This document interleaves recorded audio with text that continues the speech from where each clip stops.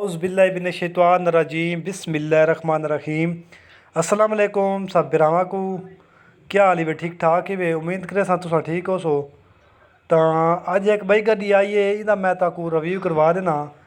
ये गड्डी 2003 मॉडल है और इनका जोड़ा नंबर है और लाहौर का इनका नंबर है, यानी कि जेनवन लोडर ट्रक गड्डी है और छोटे टायरें च गड्डी है। 8 5 16 के इनके टायर हैं।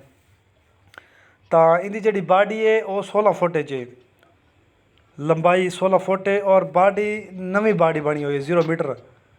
तो इन्हें तुम टायर भी देख सकते वे, 6 ते 6 टायर भी नवे न, फ्रेम डबल पीस है चाहिए और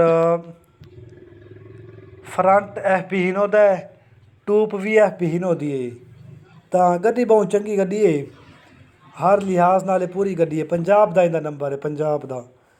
कैबन भी माशाल्लाह ज़बरदस्त है, जेनवन कैबन है, तुस चेक भी कर सकते हो। और ये लाल कैबन च गड्डी है, लाल कलर है कैबन का।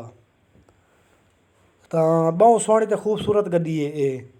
तो ये गड्डी तो आपको मिल सकती है, लेकिन डिमांड बहुत है, यानी कि इनकी डिमांड बहुत ज़्यादा है। अगर तुस इंटरस्टेड हिवे तो ये गड्डी खेल सकते हो, ख्वाहिशमंद हिवे तो।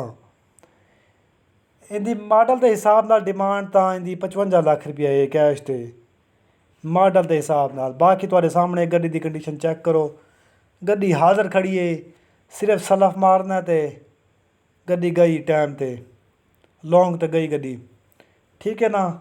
तो मैं हुण इहदी तुहानू डिटेल दे दी है, गड्डी की सारी कंडीशन दसा दी है।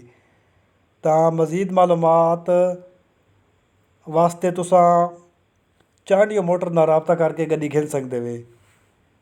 तो बकायदा मैं डिस्क्रिप्शन नंबर भी दे रहा, तो तुसां राबता करके ना, ठीक है ना। तो बाकी गड्डी तुहाडे सामने है। हुण तुसां साकू इस वीडियो के नाल इजाज़त दो।